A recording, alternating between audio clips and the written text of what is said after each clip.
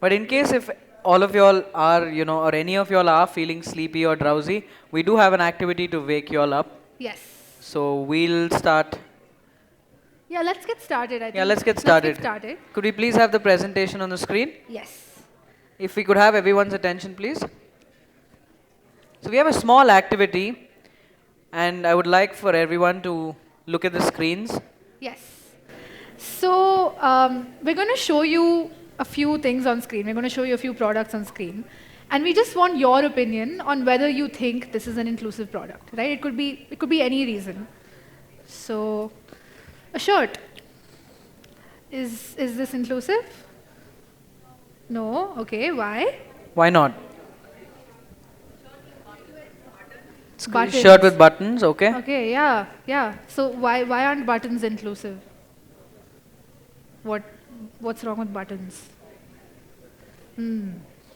Go ahead, go ahead.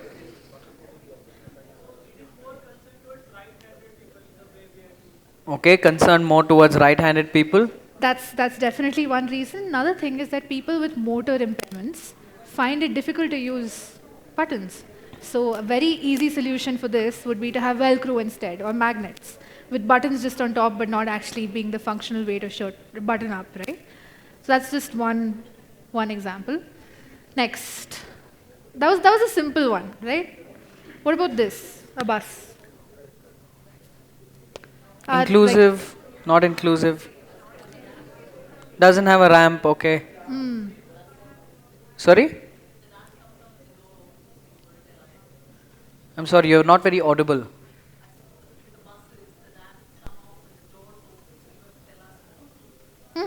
Okay. Yeah, so the thing about these buses are that they're very high. True, very true. Right, and also the doorways are really narrow. Narrow, yes. And even if you put a ramp, it's at an angle that's not very convenient. Yeah. So These are the latest BMTC buses. BMTC buses. Okay. Now what about this? A simple map, a heat map of India. Okay, colorblind. Colorblind. Okay, smart crowd, huh? Yeah. So this is just an alternate way that the same thing could be shown, right? Have a heat map with textures on it. And if you see on screen, you have three different images. One showing how it would look to someone with monochromatic vision, one for someone who has a reduced sensitivity to red light, and one for someone who has a reduced sensitivity to green light. So these are just small ways in which you can make products inclusive, right? So these are just a few examples, only talking about disability and how we can help people with disability. But the fact is that today, those living with a disability who are neurodiverse, who are senior citizens, or anyone who is really considered different in society, struggle in many ways to assimilate with the rest of society and feel included in the community as well. Yes, and keeping this in mind, designs that are inclusive of varied needs are extremely important. How can we critically and thoroughly review our current designs and design processes in order to support and consider those most vulnerable to exclusion? So to shed light on this and the factors we must consider for designs that are equitable and inclusive, let us please welcome on stage our panelists, NIRAT Bhatnagar, founder of Belongg and senior advisor at Dalberg, CHIDANAND, serial entrepreneur and co-founder of SALT, SUSHMITA RANJAN, senior manager for Salesforce, and SRINIVASU CHAKRAVARTHULA, director of product accessibility from Freshworks. Let's please welcome them on stage with a round of applause. Let's start this panel just after lunch. Hopefully it'll be interesting and we cover a fair bit of ground. Mike is sleeping. Hey, I think it's a certain angle I need to use that. So. I don't. No, that's fine. So really excited to kick this off, this panel on products for all, designing inclusive solutions. And really excited to actually have my panelists, so SRINIVASU from Freshworks, who leads accessibility there. SUSHMITA from Salesforce, again leads the accessibility and UXE team for the industry vertical. And CHAITRA, who is the serial entrepreneur and is now leading SALT, which is a women-focused financial app. we'll do this in 3 different parts. One, I'll set the stage for this conversation and why we were really excited to do this when Prashant and Nirmala invited us to do this panel at this conference. Second, we'll cover a fair bit of ground asking questions of our panelists, talking about different parts of inclusion, what it really means, why is it important, challenges, mechanisms to really scale inclusion in organizations, and then we'll have enough space for audience questions. So maybe just to frame this conversation, just before we came onto stage, there were a bunch of maps that were shown on the screen. And this thing about design came up. How should one design inclusively? So the question then becomes, what do we even mean by design, and what are the things that need designing? And then what does it mean to design all of those things inclusively?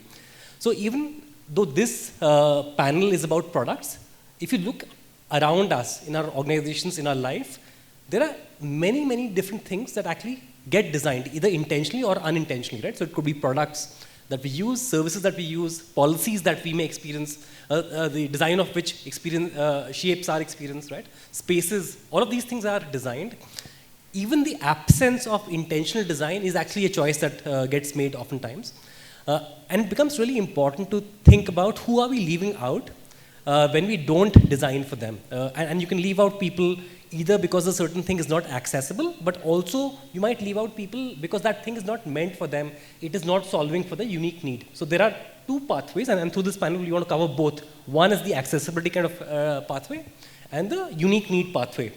And I think this setting is really special because here in the room we have a bunch of leaders who are leading HR and DEI in their organizations, many functional leaders also. And I'm hoping over the next 40 odd minutes, through talking to these inclusive innovators, we'll get a sense of what it takes to actually design inclusively, and what can we take back for our organizations when we are trying to really evangelize this way of thinking and this way of approaching things. So let me start out with my first question, and we'll start with you, Srinivasu. So if you can just tell us briefly about your journey, and also what does inclusion mean for you personally? Hari Om. All right. First off, thank you, the interview and all the organizers, and also NIRAT, who actually proposed my name as one of the panelists. Thanks all of you for having me here. I have been working in the space of digital accessibility for about 18 plus years. It all started with as an kind of before that I used to teach computers to people with visual disabilities at the National Association for the Blind Karnataka. During that time, we built a website for the organization. So if those of you are aware of times like 2000 and 2001 kind of times, it is just beginning of JavaScript era, and web itself is a kind of new, right? So we built a beautiful looking website for the organization, and then just before the launch date, we realized website looks good, but can't be used by our own students with disabilities. That is what has triggered me to start thinking about accessibility, and fast forward, I got a chance to formally work in the area of accessibility through my mentor called Shilpi Kapoor, who is the founder of a company called Barrier Break. And then I worked for I actually helped different companies like Yahoo India, HCL, PayPal, Informatica, Watermark, to actually build the accessibility practices. Currently, I'm the director of accessibility at Freshworks, and I also do the freelance consulting in the area of digital accessibility for small and medium businesses. The inclusion means to me is that you should build only one product that should work for everybody in the universe. Okay? One should actually stop thinking about any exclusive product for people with disabilities, because if you actually think of business or products for an exclusive set of people, you will be actually in more trouble than us, because it's very hard to do the marketing and very hard to find the scalable customers. But when you actually build a product that works for all the users, your market actually reaches much more. Right? So it is essential that any product that is usable to everyone across the globe, of course, we can discount the topics like which are essential for only some segment of people, like Wheelchair is something you don't need for everybody. Spectacles is something you don't need for everybody, right? So that is the assistive technologies or assistive devices are different. But if you are actually building a product or solution for a purpose of a human being, it has to be designed in such a way that it works for everyone across the universe. That is what inclusion means to me. Thanks, Srinivasu. SUSHMITA, a little bit about your journey and what does inclusion mean for you? Yeah. Is this working? Yeah, hi everyone, I'm Sushmita. I'm the accessibility and UXC lead for Salesforce, and I belong to the design team over there. My journey in accessibility started around 10 years back, where I had no clue what exactly accessibility was. I was hired in IBM as a fresher, and I was there working as a front-end developer. We had one of the product which was dealing with US government, and they wanted things to be accessible. And over there I knew the word accessibility and came to know about the screen readers and assistive technologies. And from there, Matt King was the mentor for me. He was in IBM, now in Facebook. He was the person who helped us understand like what exactly need to be done, and it's not something that need to be thought afterwards. During the process of development or by the process of design, it need to be thought and it need to be taken care. So that is how it has started for me. After IBM, I have worked in Cognizant and Wells Fargo, now in Salesforce. What inclusion means to me is like one product for all. In simple word, you build one product which can be used by anyone and everyone. And the disability part, I don't understand like why people put it that way, because if you know, anyone can have any kind of disability. Right now you're sitting over here, you feel that you can see everything, you can understand everything, but the next moment there can be a situational disability where you are not able to understand certain things. For example, suppose you are traveling in a train or somewhere in a very loud environment or something, and the video captions that we have, and you're watching something, the captions are there. It's not only helping the people who are like not able to hear or something, but it's also helping you. Like you're not creating it for the purpose of helping a deaf user or someone, but it's going to be beneficial for anyone and everyone. Similarly, if whatever the maps and all were shown over there, if the colors are not proper, it's not that you can see and you can understand the things. No, it is going to help anyone and everyone, not only for the color blind people. So yeah, that is the only thing that I feel inclusion means one product for everyone. Thank you. Chaitra, you want to come in? And I'm sure you have a slightly different take on this, but... No, I actually completely agree with what both Srinivasu and Sushmita have said.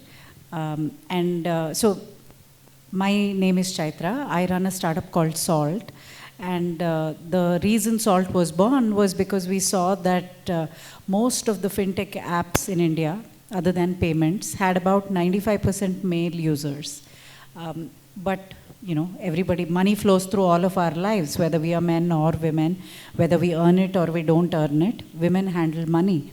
And half of the population seem to be excluded from finance, right? And when I looked at examples of where this was different, the only example I came up with was microfinance, where a lot of poor women have been included into finance, and it has worked really well. You know, the whole self-help group model.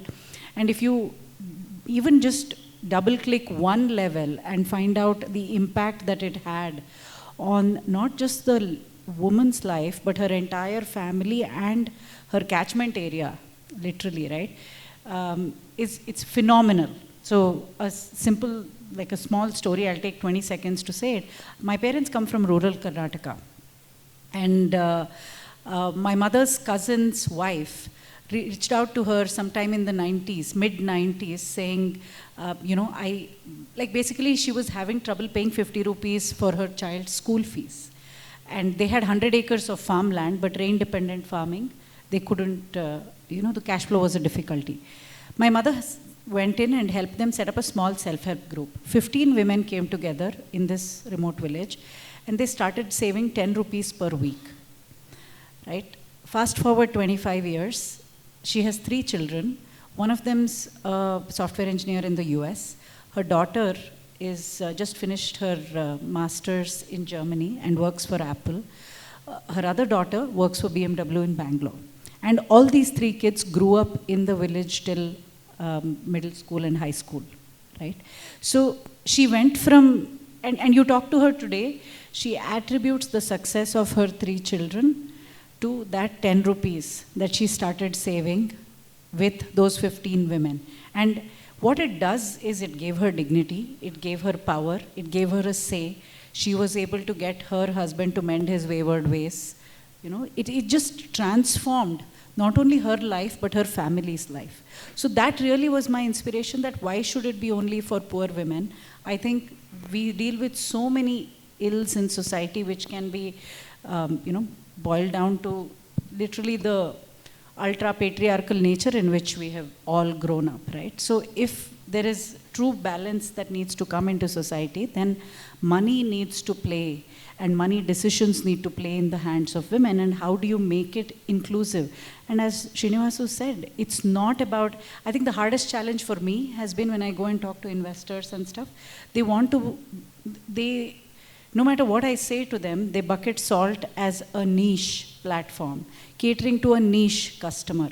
And that baffles my mind, because you have 20 fintech apps catering to one half of the population, that's fine, but they have a problem envisioning one app catering to the other half of the population, and they call it a niche. Especially, it bothers me because, thank you. It further bothers me because Salt is not a girls' school. Because exactly what Srinivasu said and Sushmita said, we put the woman at the center of our universe and designed for her. In designing for her, we built for all. So half of our customers are men. And in essence, we have created an inclusive platform in its truer sense. Yes, we still, because we are a young startup, we have not yet addressed the further layers of inclusivity, which we definitely intend to as we scale up. Right? But that's the challenge really, that somehow the world needs to be educated that inclusivity makes business sense. It's not just nice to have. Yeah. Thanks for offering that, and I think that sets up the next segment really, really well. So if you look at any of these things that need designing, right, products, services, policies, I think there are 2 fundamental parts to it. One is, what are the unique needs that we're solving for, and how do those needs vary by different segments? Some of them are common needs. There are spillovers, like you said. There's some very positive spillovers. So when you design for one, you design for many. And yet there is also the political economy of this, or the commercial reality of this also then becomes a binding constraint against which you then design, right? So my first question would be, when designing for all, in my view, can start when you actually design for one very well, right? When you understand that one person really well, or that one segment really well, truly understand their pain points, truly understand their lived experience, their environment, their constraints. So let's start by trying to understand how the needs of these segments can be very different in terms of, let's say, gender, disability, the queer community. And maybe, Chaitra, if you can start with you, talk about how do women actually have different financial needs? Give us some very real examples. So I'll start with your last phrase. They don't have different financial needs. They have the exact same needs. So think about school. If you were to design a school, you're not going to make a different school for girls. You're just going to make sure at least half of the students are girls, right? And what will you do? You will think that, okay, especially if it's high school, you'll think, okay, these are kids hitting puberty. You'll probably design bathrooms to make them feel safer. You'll make sure there are sanitary pads kept around. That's what I mean by inclusion. It's not about catering to what I'm trying to say is there is so much more lower hanging fruit, right? I'm not talking about creating health insurance specifically for maternity. Yes, is that a need? Oh, that's a huge need. It's a shame that we haven't created, I don't know how many of you know this, but if you buy health insurance on the market, for 2 years it doesn't cover maternity. There are so many women's health issues that health insurance policies just don't cover. Is there a need there? Yes. But even before that, There is a much more basic and a more fundamental need which goes into understanding the user's psychology. So what is it that, I'll take 10 seconds because I don't want to hog the mic, but one of the things that we noticed is very simply women are time poor. So when you design for a time poor customer, yes, most women are time poor, but there are many men also who are time poor. So you're creating something where the activity, the user interface you're creating fits that problem or solves for that problem, right? Time poor. So for instance, we created a budgeting tool, and the way we addressed the time poorness was we said, what is the easiest thing people can do? Send a WhatsApp message. So we created an NLP-based entry mechanism. So you can just say shitty pizza with friends, put a sad smiley, and say enter. It categorizes it as eating out, ordering in, right? So it's about thinking about what does this person's need drill down to in its essence. You solve for that need, you'll be surprised at how many more people, I think as Sushmita was also saying, will have the same need. Like, when I'm in a busy place in a metro and I don't have headphones, I can watch Netflix with subtitles. Yeah. Thanks for that. I'll actually come to Sushmita. Salesforce is known for inclusive design, accessible design, and you have design systems also, right, that get deployed. So just building off what CHAITRA said, how do you think about the different scenarios, user scenarios of people who are trying to use Salesforce products? What are the cases that you're trying to solve for when you apply your accessibility lens in your products? So basically, we'll be. So basically, we don't think that way. Like what we do is, once there is a requirement that comes in, the PM brings the requirement, we'll have a brainstorming session with everyone. It won't be only the designers in the room, it will be engineers, it will be PMs, it will be the different people involved in it. And everyone will bring their own perspective to it. The different kind of things, we'll have different kind of user studies, research will be done. And if we conclude something that, okay, we want to go in this path, we are going to build something like this. And if we feel that, no, this might not work for certain users, or this can be better in a certain way, we'll have a user study, we'll do a research, we'll have a user testing done by certain audience. You can say if it is more of screen reader wise, so we'll have a screen reader user testing done, or different kind of user testing. I'm not only emphasizing on the assistive technology, but different kind of. And then we'll conclude that, okay, fine, this, what we have built seems to be okay for everyone to use in general, like 99.9% of the people can use it on any situation. We'll think about not only disability, which is a permanent kind of, we'll think about the situational disability, we'll think about the temporary disability that anyone can have. Suppose my hand gets fractured and I'm not able to use the keyboard. So how do I access things? So we'll think all the things that is possible. We'll have all the personas written, and then we decide, okay, this is what is the final output we want to go with. So that is how we try to process things in Salesforce. I'll pick on the word persona that you used, and then Srinivas, I'll turn to you. You've been at Freshworks, you've been at PayPal, Yahoo. How do you think about the users for whom you're trying to make your products more accessible? Have you seen some patterns in these different companies? And do you think new personas and new situations that those personas experience, they get discovered all the time? Or do you think that at least there is a large set of personas which, for companies like Freshworks, which are very mature in their design system? Do you already have a base case of personas and then you solve for them always, and then new personas sometimes? Yeah, as I said earlier, I am kind of against of a particular category of, say, disability or something like that when we are actually building something. So for me, the personas is that what kind of customers or users that we may have. Like in the case of Freshworks, you may be having the end users who actually reaches out to your support system and all that. And the other persona could be your agents, right? And even if you talk about something like a fintech company, there could be real customers like us, and also merchants is the other side. So that is the kind of personas we should be starting thinking about it. And when we're building anything, we have to make sure we build as per the standards. Since a lot of our products are digital in nature, right? So we have to follow something called Web Content Accessibility Guidelines. Or if you are actually talking about a infrastructure, that is a building, so you have to follow the standards for built environment kind of things, right? What happens is when you actually start thinking about every user, okay, or not just for a particular disability. If you start thinking about a particular disability or particular persona per se, what happens is you may end up creating a problem for other users, right?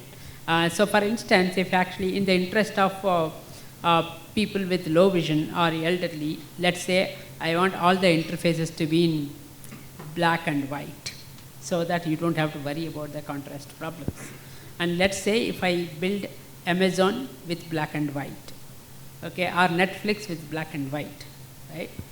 How many of you actually really use it? You would not be able to use it, right? You would not probably like it because people also need some fancy colors and to do that.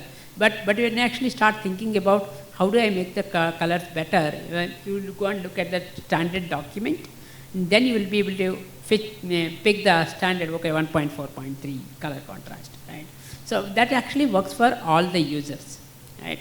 So persona in my meaning is that what kind of people, what kind of category of customers that we are actually having. Like, are we talking about students? Are we talking about adults and community? Or are we building something for senior citizens? So that kind of persona thinking prospect to it was we should be building as part of as a inclusion practitioners. So let me actually ask the next question, framing it in the way Srinivasu. So there are trade-offs, at least apparent. In certain cases, those trade-offs might be real. In certain cases, those might be imagined trade-offs, where actually there is only a win-win.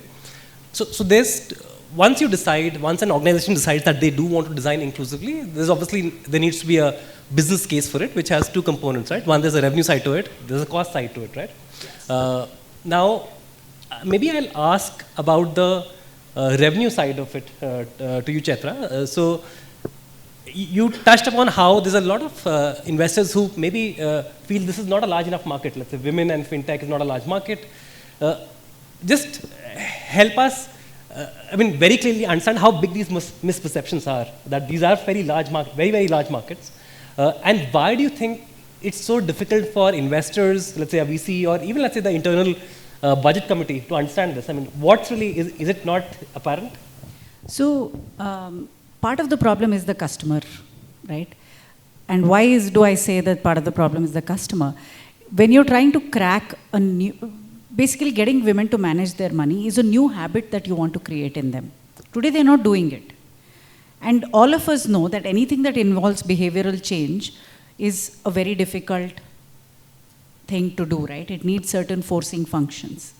And therefore, people are scared. And a VC, so I don't begrudge them their fear, because you have to understand the design of a VC's setup, right? Again, it all comes down to design and what incentives does that design create. So if you're a fund who needs to show a return to investors in 10 years, 10 years is the life cycle of your fund, which means that every 2 to 3 years you need to be able to make sure that that company's valuation is going on increasing, and you put $1 million hoping that you'll get 100 million from 10% of your companies, right? Some economics like that. So I think where they get scared is because when it comes to behavioral change, it takes time. So one of the things that we have also struggled with at SALT is when we go and conduct workshops with women, we have created a product that works for them. How many people actually use it? It is slower. So what I mean is adoption is slower. You need to have more patience. Now, then the question becomes, okay, is this like a NGO type activity that, okay, you go to a different pool of capital?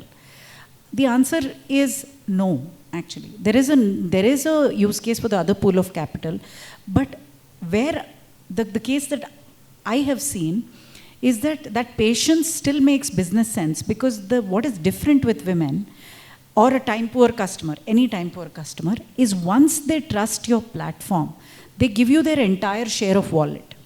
So sure, for you to go from making 2 rupees from that customer to making 200 rupees, in a typical fintech might be a linear journey.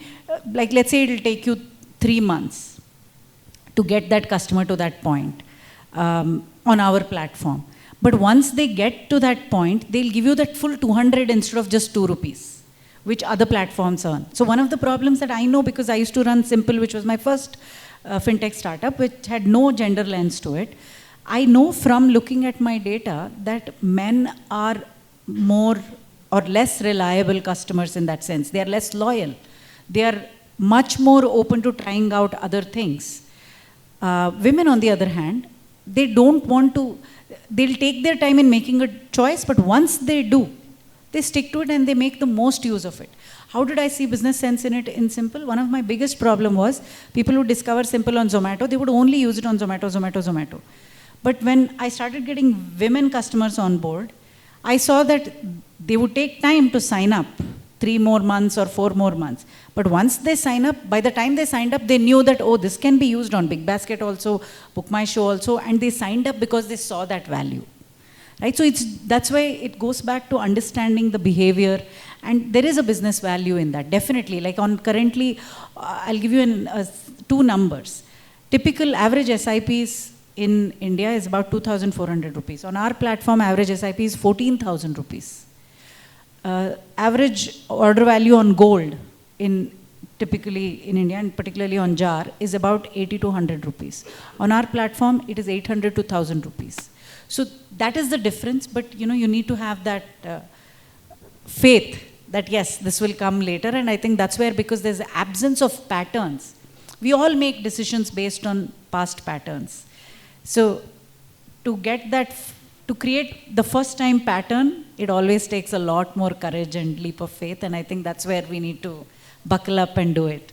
Yeah, I think you raised 2 very important points. One, the denominator itself is very large, lots of women, and number 2, the numerator is also very large because they trust you with a lot more.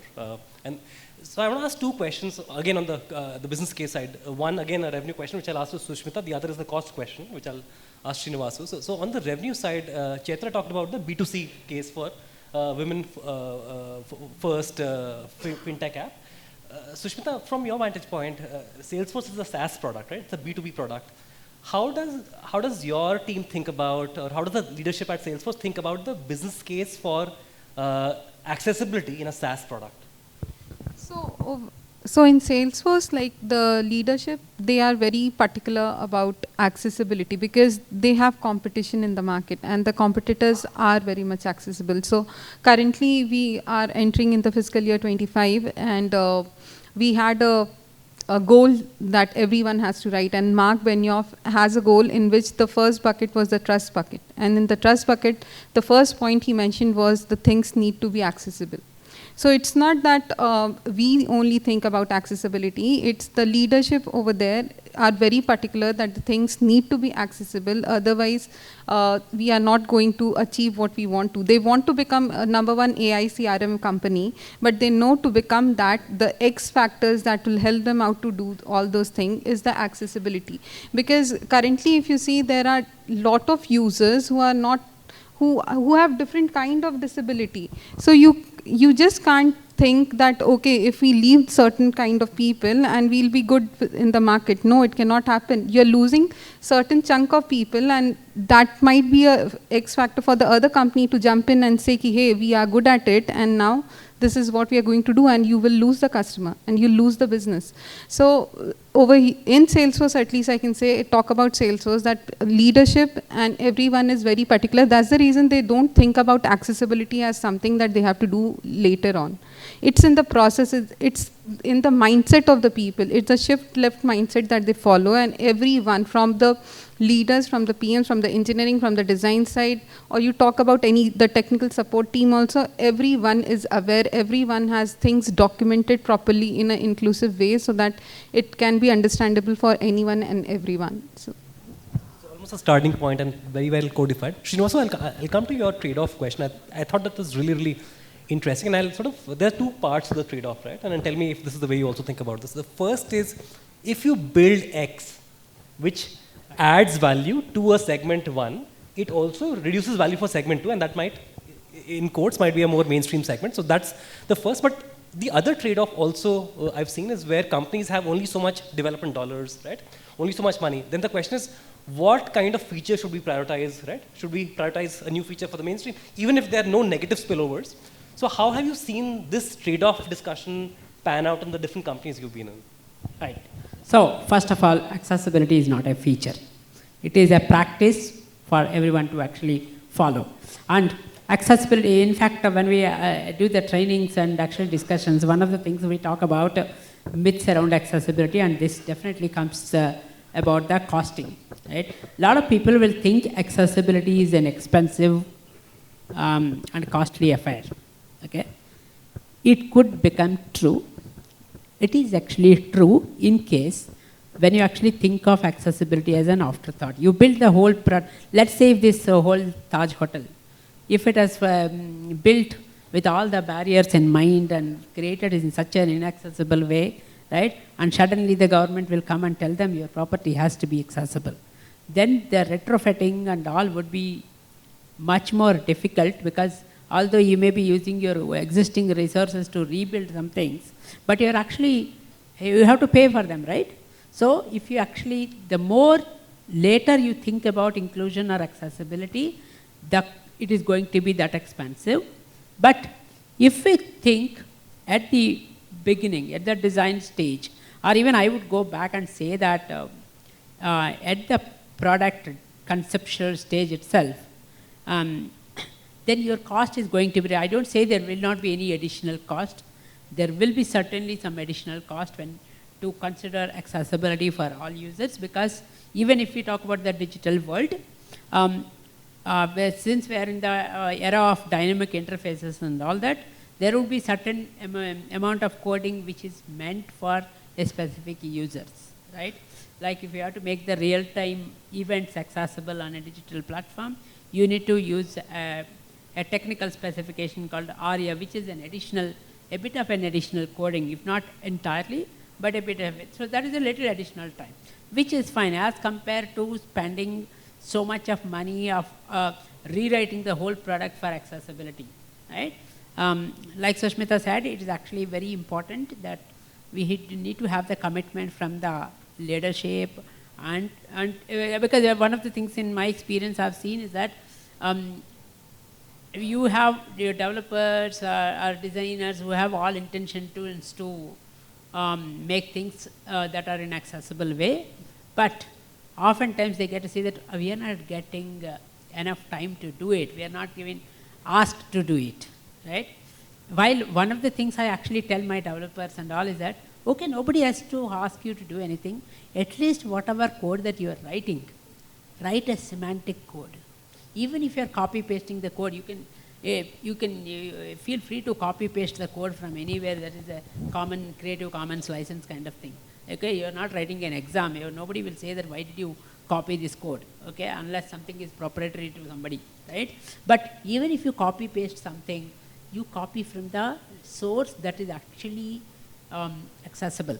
There is a lot of component libraries and all exist, which will actually save your time as well as cost as well, if you are able to leverage on the resources. So it is not actually a very costly affair if it is thought at the right time.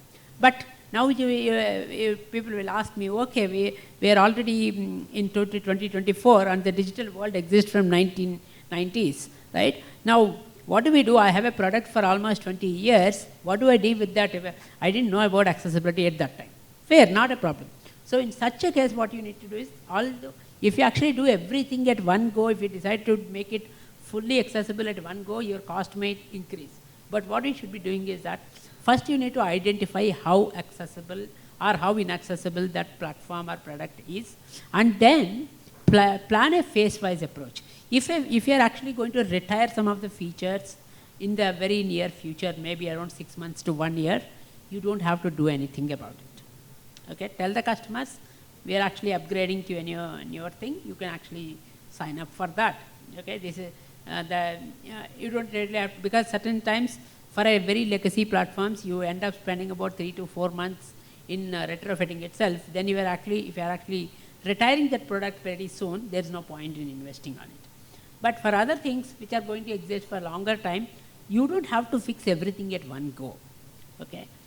Even the document that we use called Accessibility Conformance Report, which is also known as VPAT, Voluntary Product Accessibility Template, it need not to be having entirely conformance, and full conformance is something what it expects. It expects you to document what is your current level of conformance, right? Then you can actually prepare a remediation roadmap and put it in a phase-wise. Then you're actually spending less dollars, less money on even the retrofitting, right? So it all cost is all about when do you think about it, right? That is what it matters. Yeah. Thanks. So what I'm taking away from what you said is, A, the economic case needs to be thought about very carefully.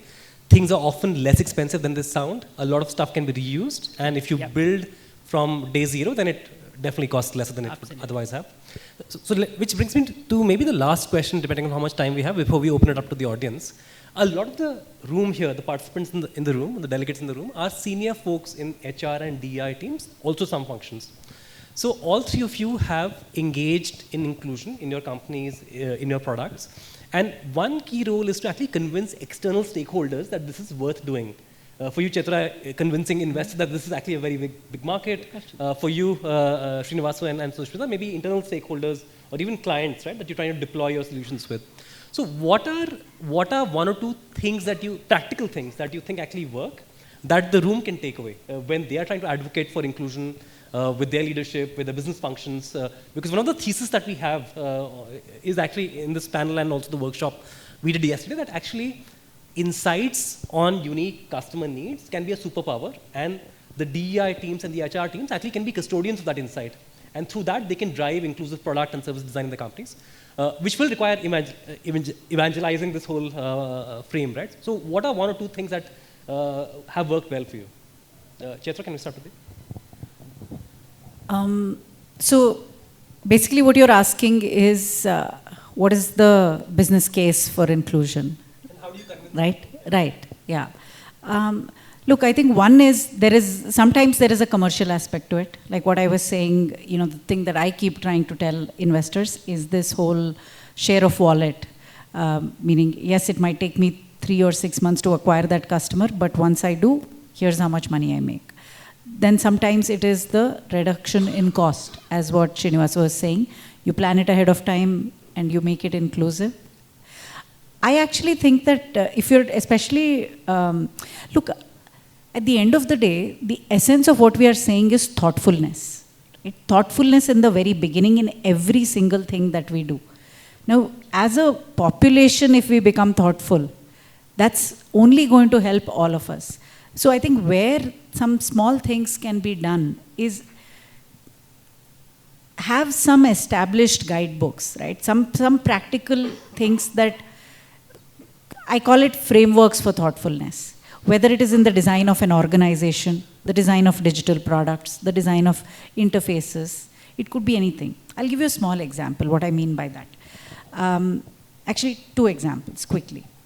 I read a newspaper report a few months back that said that Uttar Pradesh has this abhiyan for pink toilets. Okay, and the feminist in me was appalled. Yahan pe bhi pink. Like, that was my first thought. Like, okay, this was also, you needed to pinkify it. And then I read on, right? The description said that we want to design toilets for women, and we want to therefore, we want to make sure they are clean, safe, and hygienic. The first question that popped in my mind was, do men not want clean, safe, and hygienic toilets?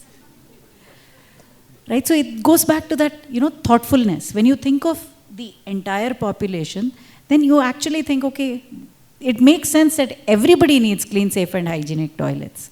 So if to design that you need to put the woman at the center of your universe, then sure, do that. That's a hack. So when I talk to product people, I say that.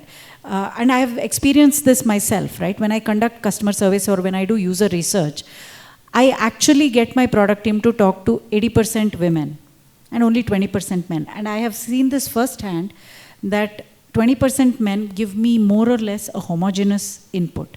80% of the women give me at least 2 or 3 different flavors of insights. And therefore, whatever I create later is going to be more likely to be richer or correct, righter from the beginning. Forget, I'm inventing words in English, but it's going to be more correct in the beginning than not. Right? That is one. A second example of inclusion in, or thoughtfulness in organization design was when I was setting up Simple. I had just moved back from the US. I was not used to the office boy, office girl culture. You know, having like people clean up after you. So I was appalled when I started seeing people like leaving their mugs or leaving their used utensils in the pantry sink. So I made a rule saying that nobody is going to clean up after you. You have to wash your own plates and mugs, and if that means we have 2 sinks in the pantry, then so be it.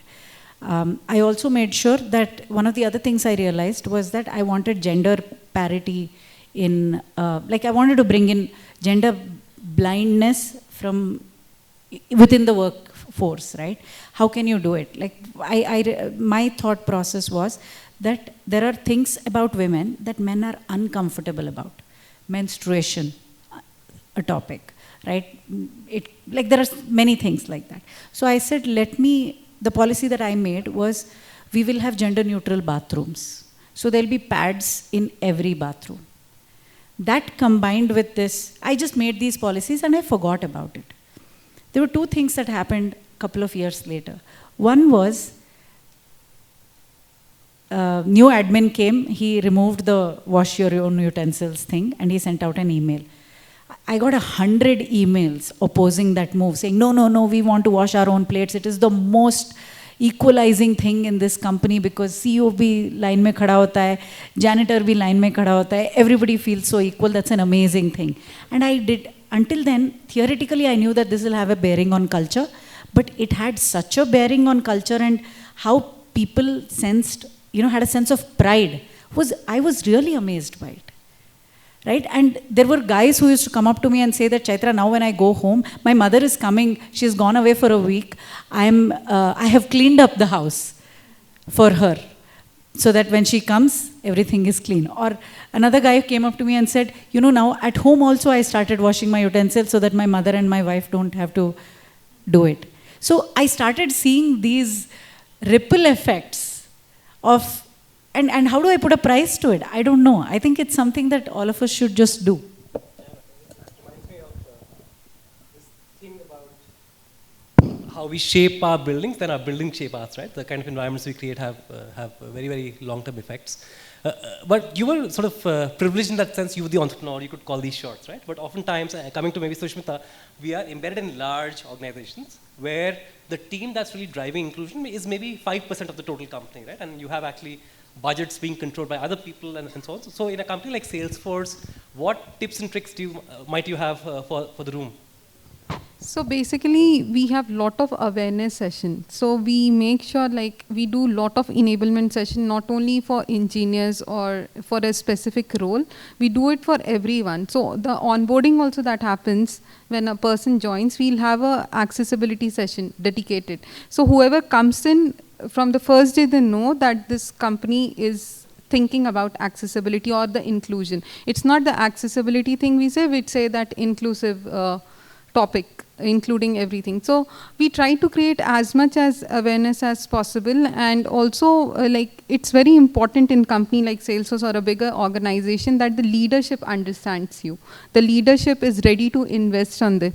I'm not saying that every time whatever proposal we go with, they will be agreeing to it because of certain limitation even they have, but you need to bring up the things in a way that they are most of the time, at least 80% of the time, they agree to you.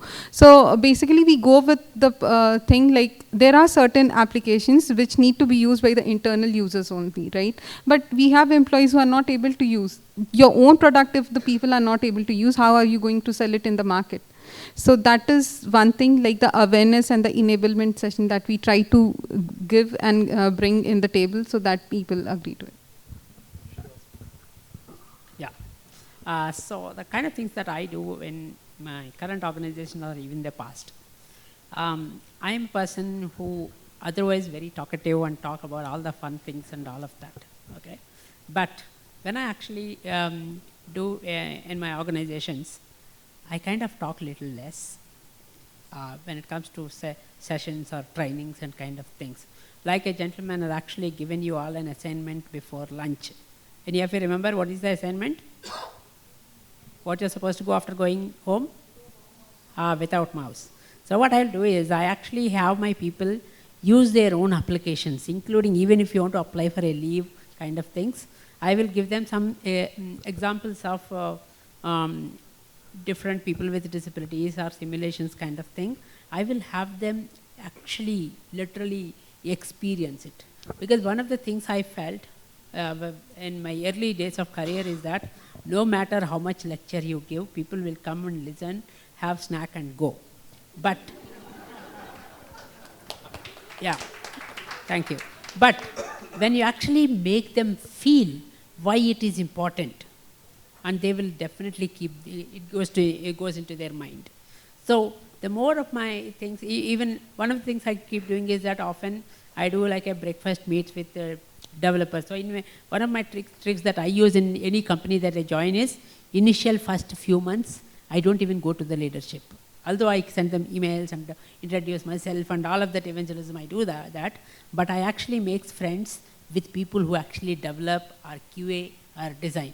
I have the breakfast meetings with them, informal coffees, teas, all of that I do, and I actually show them different things about accessibility and inclusion kind of things. Because once I actually convince them that, because one of the factors is that although you have a top-down approach, top to bottom approach, and you have all the support from leadership, right? Leadership can say that, yes, we have to do this, and if you want some budget to do some evangelism or whatever, here is the budget. That's all they can do, right? But eventually, if your developer says that, okay, I don't have time to do this exercise, I don't have, there's time to attend your training, or I don't have time to write this extra piece of code, it can't be really help, because even if you actually force them to do it, they might do it at that time, but it is not sustainable, it's not scalable. So we have to initially invest some time and make sure we actually partner with all the stakeholders. First step I do is that I convince the team who actually do the things on ground to make sure they understand the importance of it. Then my next step is I go to the roles like PMs and all, and I tell them, I actually make them experience the things using the keyboard or using the screen reader. But with them, I also show them some fancy things, how our competitors are doing, how artificial intelligence is playing a role, right? All of the things I talk about, because they are all often asked, what is my benefit? What is the benefit to the product? And all of that. So I talk to them in that perspective and make sure that I will tell them, first thing, you don't do anything. You just include accessibility in your planning. That's it. And keep talking about it in your regular business reviews. Don't worry about if somebody is not done also, it is okay. But keep talking about it and the practice will come. And then eventually I'll go to my people like CTOs and all say that, hey, how about you having this as one of the OKRs? Right? Because everyone talks about the OKRs, objective and key results. So I'll start having somebody, especially the business heads, business BU heads, I will have them put it into their OKRs. Because once it is there, then it will also become more formalized. But my approach is always that initially you have to have a friendly approach. People should really understand, no matter what level they are, whether they are CEO, CTO, or the developer or QA, they all need to know the purpose of why they are doing, what is the kind of impact that they are creating. In fact, this is one reason why accessibility is both my profession and passion. It is my profession because it gets me good money, and passion because it made me feel so satisfied. In fact, one of the selling points that I do for my products at Freshworks, and I'm sure the same thing with Salesforce also, we even go and tell our people that it is not only we are helping our customers, we are actually generating employment opportunities for people with disabilities. Because if your agent side of things are not accessible, nobody can actually go and apply for those jobs, right? And if the agent, the kind of things are accessible, then you will actually have a lot of customer support agents who happen to have people with disabilities. In fact, for Freshworks, I recently came across a customer who happen to have a very good number of agents with disabilities, right? So that I kind of always believe that if you actually start taking a friendly approach, although initially it may takes little time of yours, but it works greatly. Only people when they experience things, when they see what is the pinpoint, what is the problem, right?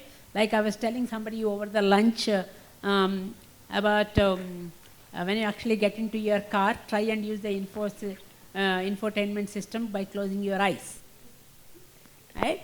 So then only you'll actually see how if somebody who is happened to be blind and sitting in a captain seat in a car, and he owns that car, although he doesn't drive, but if he can't use the infotainment system that is available within the car, it doesn't look good, right?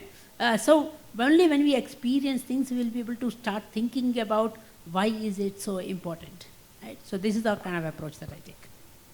Thanks. You put it very beautifully, Srinivas. So we're actually, and I think great complementarity in the approaches, architecture, awareness, and just very friendly but strategic influence through simulations, through just helping people see the big picture. So I think... Yeah, just to add, I'll also use the kind of a legal things and all of that. When the first things doesn't work out, then I'll say, somebody's going to sue you.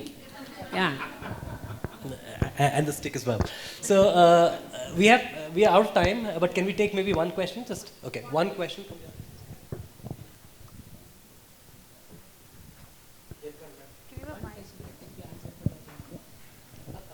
Post-lunch, there is one question that itself is amazing.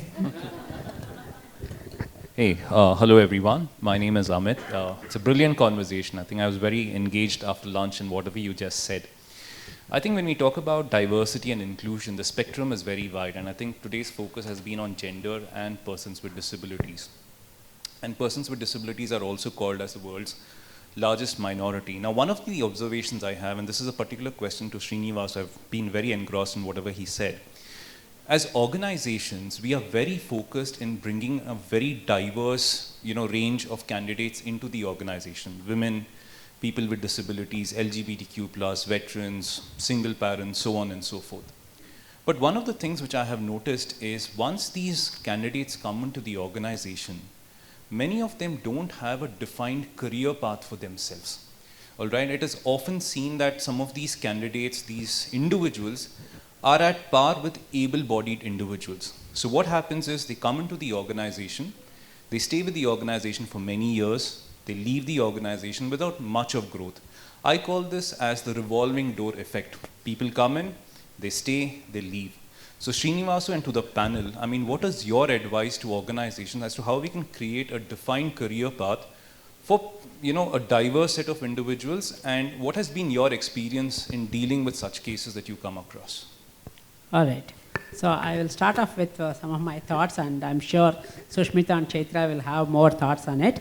But to begin with, all of these DEI efforts, okay, diversity and equity and inclusion, we should have our so-called initiatives and all to the extent, only to the extent where a candidate comes in and settle in the organization. And post that, because you need those initiatives, because if you have to employ somebody from a diverse backgrounds and all that, whether we like it or not, we need some initiatives to happen in the organization. But it should pause once the candidate gets onboarded, because eventually the candidate will onboard to your organization because of the skill set, not because of their gender or disability or whatever it is, right? What if you are saying that if you are a disability inclusion and I don't know yes of software, and will you actually put me into a role of a software engineer just because of my disability? Not really, right? Because we hire people with disabilities or people with gender or LGBTQ and all of that, because they also brings the skill set onto the table, right?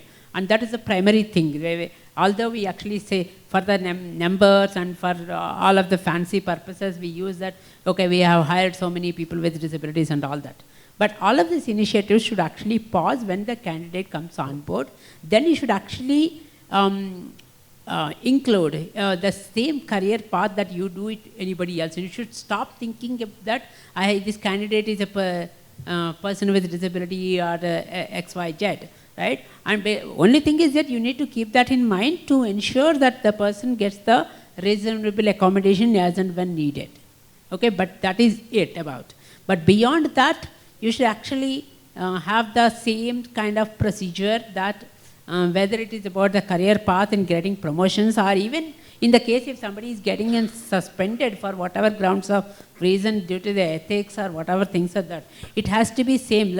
Just because somebody is a person with disability, you will not be able to take an action on when they breach the ethics or compliance, right? So it is the same thing comes for the career path as well. So you have to, real inclusion will actually happen when you pause this initiative once the candidate is onboarded to the organization.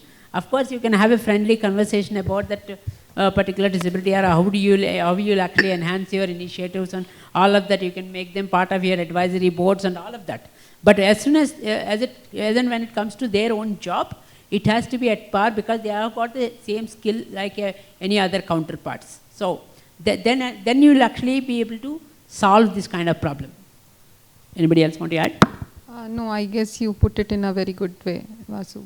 I completely agree that we do not need to think about people with any kind of disability or from any perspective that they are different. They're the same people. Stop showing sympathy. I don't think that they require that.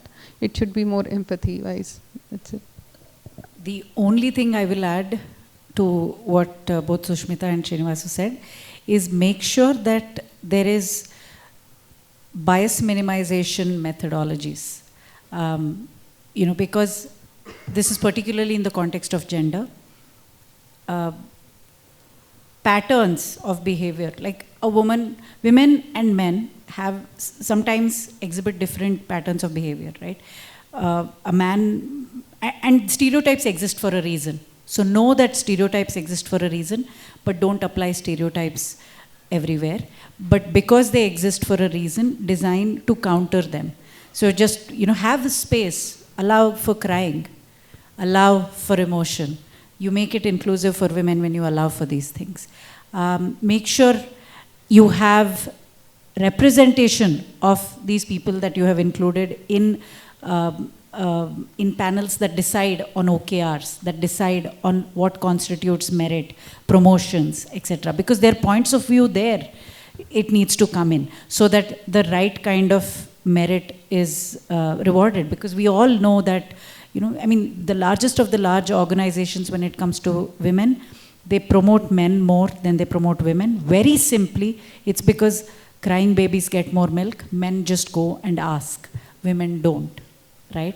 So even me, I would be guilty of it because I want to reduce my headache.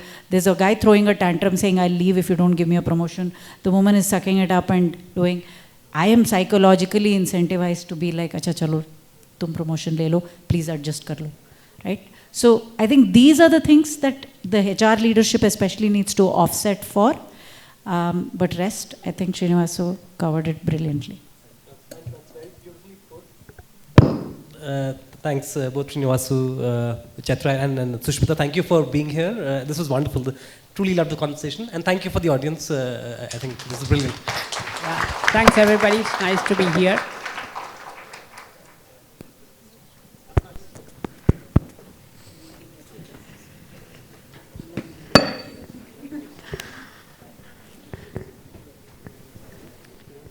Can we please have another round of applause for the panelists? Thank you so much. Thank you to our panelists for such an enriching session. It was truly insightful and definitely a thought jogger. Yeah, it's something I just wanted to keep listening, but time made us step in.